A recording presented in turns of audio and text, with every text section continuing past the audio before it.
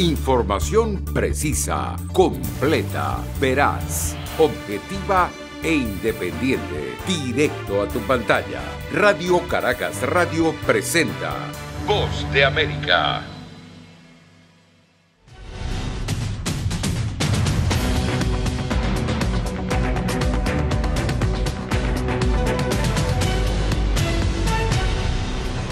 Bienvenidos a Foro de la Voz de América. Desde Washington, les saluda Gonzalo Abarca. Cuba, el sistema socialista más longevo del continente, está sacudida por masivas protestas que, de acuerdo con grupos de derechos humanos, están siendo enfrentadas con detenciones y represión. Para muchos, el debate sobre Cuba se ha politizado, pero para otros es tiempo de que la comunidad internacional ayude al pueblo por razones humanitarias. El presidente de Estados Unidos, Joe Biden, ha dado un espaldarazo al pueblo cubano al clamor de los manifestantes que exigen alimentos, vacunas, libertad de expresión. Por su parte, el presidente de Cuba, Miguel Díaz-Canel, insiste en que lo que sucede en la isla es producto de más de 60 años del embargo que impide a La Habana insertarse plenamente en el universo comercial. Pero, ¿qué está pasando realmente en Cuba? ¿Cuál debe ser ahora la política de Biden hacia La Habana? ¿Y qué papel puede jugar la comunidad internacional? Bien, para analizar estos temas me acompañan Roger Pardo Maurer, ex subsecretario de Defensa de Estados Unidos para el hemisferio occidental; Gerardo Bertín, director para programas de América Latina y el Caribe de Freedom House; y desde Bolivia, el exministro de Autonomías, Hugo Siles. Antes de iniciar el debate, nos vamos a Miami, que ha sido también centro de la noticia por su amplia y políticamente influyente comunidad de exiliados cubanos. Ahí se encuentra nuestro corresponsal, José Pernalete. José, cuéntanos exactamente qué trasciende en Miami luego de esta semana de efervescencia social y política en Cuba. Precisamente, Gonzalo, lo que existe es mucha incertidumbre ante lo que puede ser la respuesta de las distintas comunidades, así como también la Casa Blanca, ante las próximas reacciones. De hecho, se espera que en los próximos días se reúnan distintas embarcaciones para acercarse, de hecho, a aguas territoriales de Cuba para elevar un mensaje con, digamos, lo que se trata es la intención humanitaria de aliviar el pueblo cubano. Ahora, ¿qué tipo de acciones pide al presidente Joe Biden la comunidad cubana en Miami, José?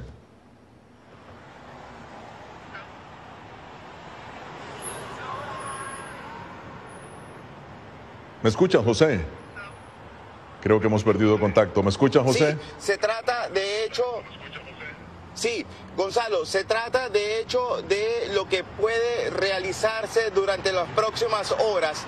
Es sin duda una continuidad de manifestaciones a lo largo de todo el condado de Miami-Dade, donde se encuentra la principal representación de la diáspora cubana acá en Estados Unidos, donde precisamente exigen más severidad por parte de la Casa Blanca en las acciones en contra de La Habana. Y lo que está previsto es que se continúen estas manifestaciones a lo largo de los continuos días para apoyar a la población cubana a la distancia. Gonzalo. Gracias, José. José Pernalete desde la cubanísima, como le llaman muchas ciudades de Miami, en la Florida. Bien, y el presidente Joe Biden criticando de forma directa la manera en que La Habana ha manejado el cómo controlar las manifestaciones de descontento. No solamente calificó a Cuba como un estado fallido durante una reunión con la canciller alemana Angela Merkel en la oficina Oval, sino también que dijo lo siguiente, veamos. Estados Unidos está decididamente con el pueblo de Cuba, que hace valer sus derechos universales. Hacemos un llamado al gobierno de Cuba para que se abstenga de todo tipo de violencia en su intento por silenciar las voces del pueblo de Cuba. Bien, Roger, empiezo contigo. Fíjate, después de estas declaraciones, ¿qué está pasando en Cuba? Un país en donde la seguridad del Estado supuestamente tenía todo bajo control. ¿Tu lectura? Mira, es una encrucijada, sin lugar a duda, y es una oportunidad para que los cubanos en la isla y todos los cubanos una vez más recapturen su destino, su libertad, su independencia real y que se deshagan de este régimen de intimidación, de mentiras, de falsedad, de todo lo que sabemos de lo que es el comunismo y el régimen cubano. Es la ocasión para derribar este régimen y lo que hay que hacer es enfocarse ahora en el problema táctico de cómo lograrlo. Es un momento de debilidad extrema para el régimen, tanto dentro de la isla como dentro de su contexto externo. O sea, esto es una oportunidad y hay que tomarla ya decisivamente sin titubear. Fíjate, retomo lo que estás diciendo y le pregunto a don Hugo Siles si son genuinas u orquestadas estas manifestaciones. Es decir, ¿debe el gobierno escuchar y cumplir, si es del caso, lo que piden los manifestantes, señor exministro? Bueno, ha existido a lo largo de los últimos 2-3 años un endurecimiento de las medidas del embargo y del bloqueo económico, financiero, asestado por Estados Unidos, y eso en pandemia ha implicado ciertos desequilibrios internos. Por ejemplo, los contagios del COVID pasaron de 87.000 contagiados a 225.000 contagiados y las muertes de 480 a 1.500.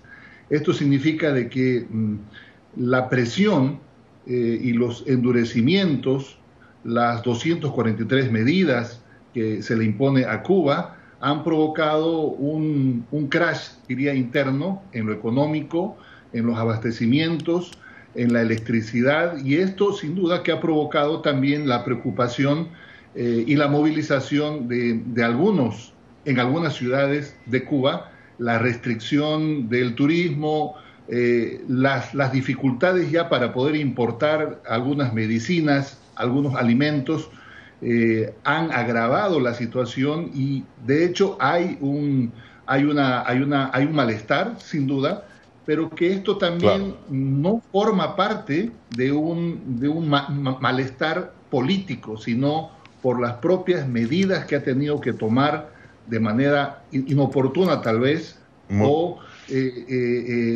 tardía el gobierno de Díaz-Canel. Muy bien, te pregunto, Gerardo, ¿estás de acuerdo con lo que dice el exministro Siles, que no es solamente un asunto político? ¿Tu opinión?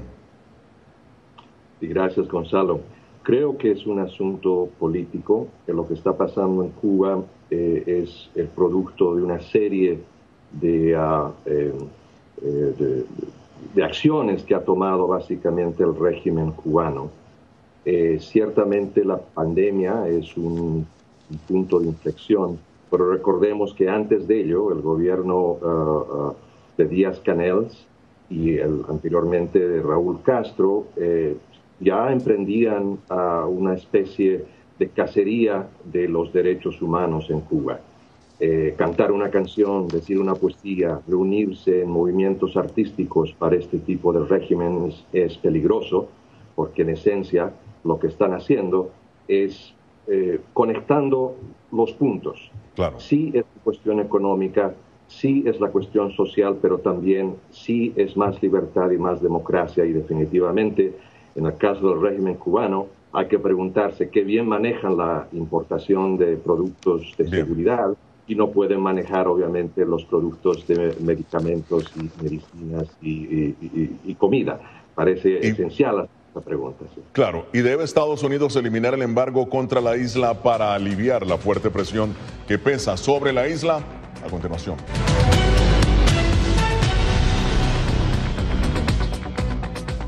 Bien, continúan con nosotros Roger Pardo Maurer, ex subsecretario de Defensa de Estados Unidos para el Hemisferio Occidental, Gerardo Bertín, director para programas de América Latina y el Caribe de Freedom House, y el exministro de Autonomías de Bolivia, Hugo Siles. Pero antes tenemos una pregunta de NTN 24. Escuchemos.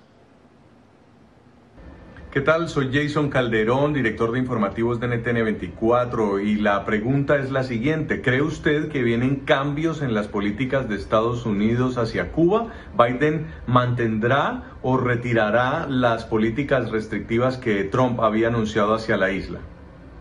Bien, señor Siles, su respuesta.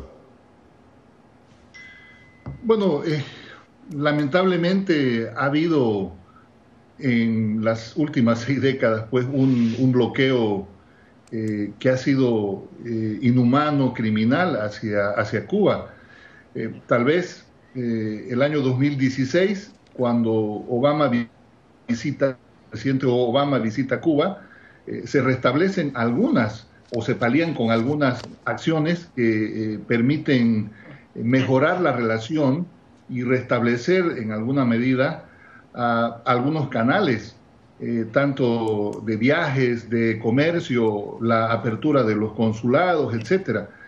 Pero las propias, el propio proceso político en Estados Unidos, que estuvo complejo y muy contradictorio, ha generado que se recrudezcan las acciones contra la isla, porque de hecho la política de Trump ha sido recrudecer y eliminar todo lo que había avanzado Obama con Cuba. En ese contexto veo muy difícil, luego de escuchar las declaraciones del presidente Biden y de alcaldes en Miami y de otras voces que están más bien hablando de intervenciones, de bombardeos, de hacer acciones directas de fuerza contra Cuba. Ahora, Roger, tu lectura de lo que está pasando. El señor sí les habla de un bloqueo brutal, que es prácticamente, según él, el culpable de lo que ocurre, pero tu opinión, tú que fuiste ex subsecretario de Defensa para América Latina, tu lectura de todo esto, ¿qué va a pasar entonces ahora? Con todo el respeto al señor ministro, excusas, excusas, excusas, excusas, excusas, 60 años de excusas, de excusar ese régimen, ya son suficientes. Bastan las excusas, basta. Nada que ha hecho los Estados Unidos, ni abrir, ni cerrar, ni fortalecer, ni nada del embargo, nada ha hecho que cambie el régimen de ninguna forma. Ni la moderación, ni dar la mano, ni apertura, ni ayuda. Nada ha hecho en ningún momento que el régimen se modere, que se abra, que establezca libertad de prensa, que impida las violaciones de los derechos humanos. Nada. Este es un régimen que no puede ser modificado. Es lo que es. Entonces, la decisión es que si los cubanos en la isla quieren quedarse como están, básicamente como esclavos, otros 60 años, o si quieren tomar esta oportunidad para hacer el cambio. Yo soy de los que creen que el cambio es necesario y también soy de los que creen que solamente se va a conseguir por medio de ciertas acciones de violencia en la isla contra las herramientas, los esbirros del régimen, los servicios de inteligencia, los delatores y otros. Ahora los cubanos tienen que tomar eso en sus manos.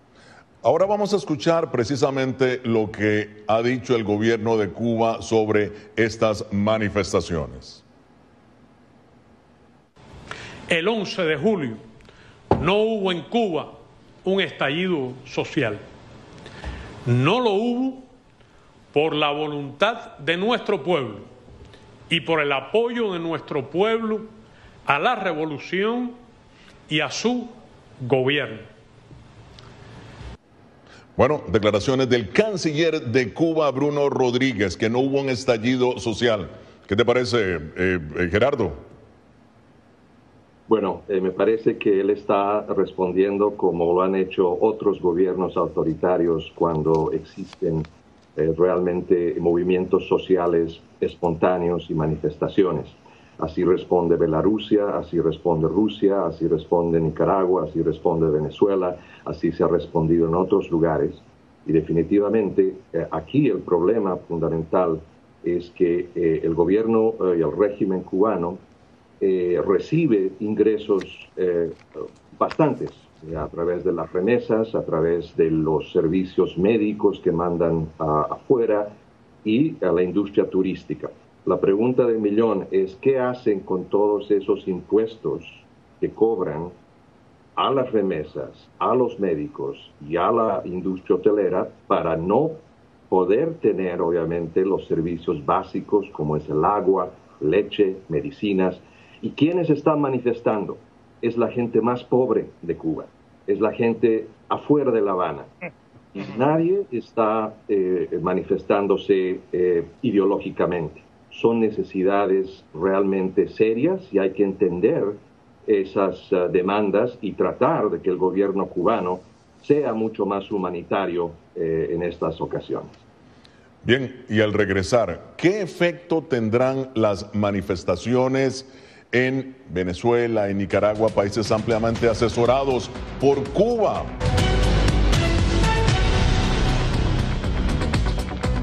Continuamos con Foro de la Voz de América. ¿Podrían afectar a Venezuela y Nicaragua la efervescencia social y política que golpea a Cuba? Pero más aún, ¿podríamos estar al final del experimento socialista en todo el continente? Continúa con nosotros Roger Pardo Maurer, ex subsecretario de Defensa de Estados Unidos para el Hemisferio Occidental, Gerardo Bertín, director para programas de América Latina y el Caribe de Freedom House, y el exministro de Autonomía de Bolivia, Hugo Sile. Pero antes tenemos una pregunta de nuestra afiliada ATV Perú. Escuchemos.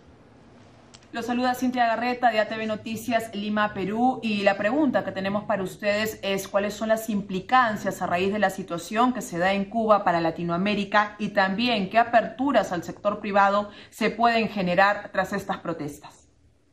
Bueno, Roger, tu respuesta, ¿qué aperturas podría generarse luego de estas protestas? Si las hay, ¿no? Si hay apertura. Mira, la apertura que más me interesa a mí como ex subsecretario de Defensa y también como soldado que conoce a algunas de estas personas, tiene que ver con los ejércitos de estos países. El ejército de las Fuerzas Armadas Revolucionarias de Cuba, el ejército de Nicaragua, el ejército de Venezuela. No se dejen llevar por lo que está pasando. Ustedes tienen la oportunidad de alinearse con las fuerzas correctas de su país y con el futuro, sobre todo en Cuba. El enemigo del pueblo cubano son los servicios de inteligencia, asesorados por extranjeros, pagados por Rusia, por Venezuela, por otra, que han estado ahí como chinches, sacándole la sangre a los cubanos todos estos años. El ejército no es el enemigo, el ejército va a ser un socio importante cuando llegue el momento de reconstruir a Cuba. Es muy importante, tanto en Cuba como en Nicaragua, y ojalá que en Venezuela, que el ejército no se manche las manos. Recuerden este mensaje. Aquí ustedes tienen un papel muy importante que jugar. No se alineen con las fuerzas de inteligencia ni de represión. Aprovecho. Ustedes mantengan su honor.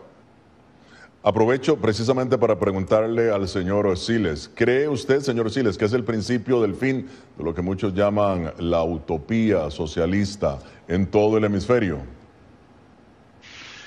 En absoluto que no. Yo, con mucho respeto al subsecretario de Defensa de Estados Unidos, le digo también, ya basta de esa forma artera de intervenir o de creer de que cualquier gobierno díscolo a Washington debe ser intervenido de forma militar o indirectamente. En mi país, estimado subsecretario, ex subsecretario de Defensa, hubo un golpe de Estado el año 2019 y obviamente los Estados Unidos tuvo participación. Entonces, América Latina no quiere que sus problemas se resuelvan bajo la mano invisible de los Estados Unidos y de la intervención.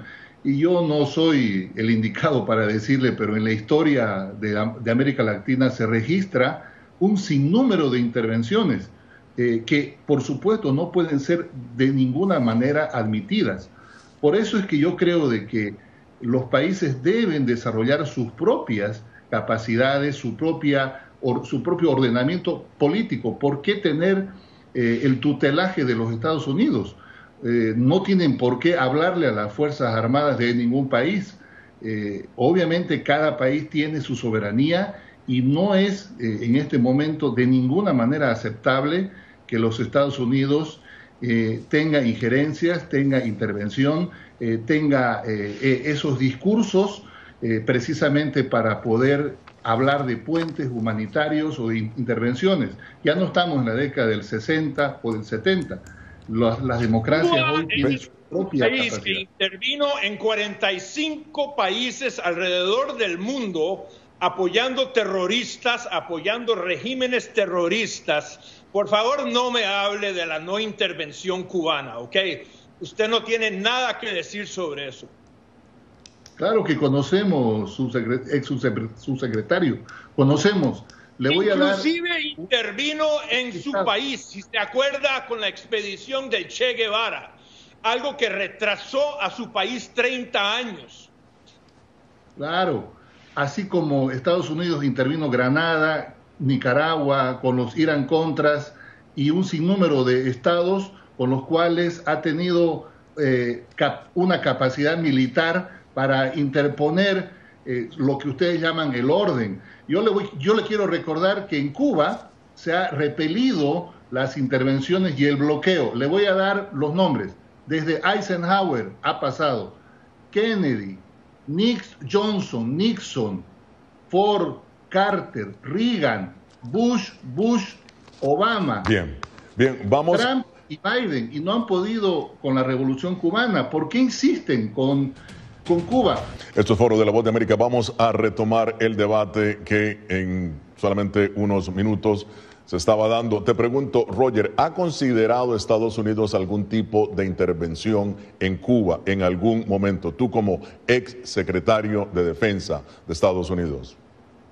Yo quiero cambiar toda esta discusión de intervención.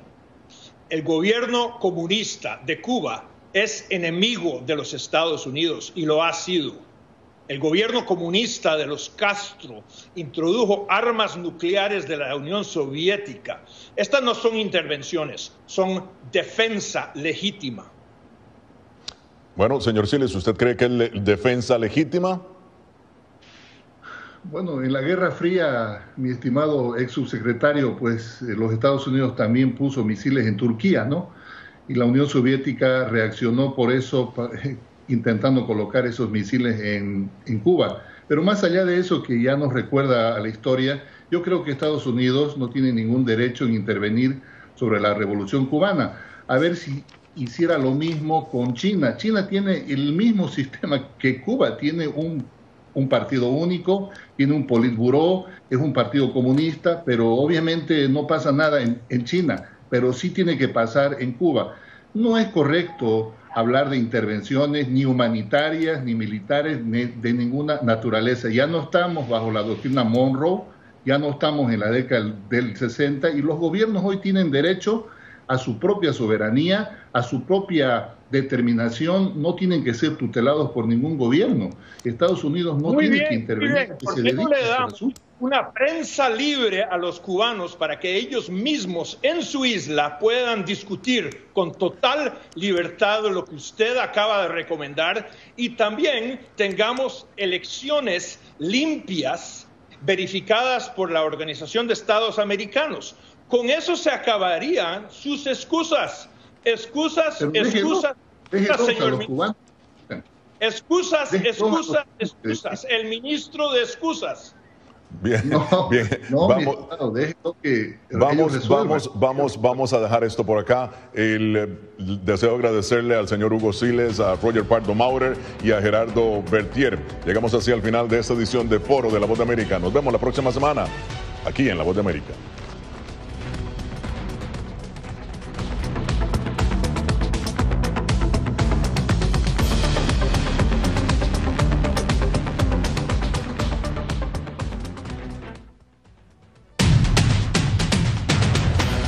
Información precisa, completa, veraz, objetiva e independiente. Directo a tu pantalla. Voz de América en RCR 750.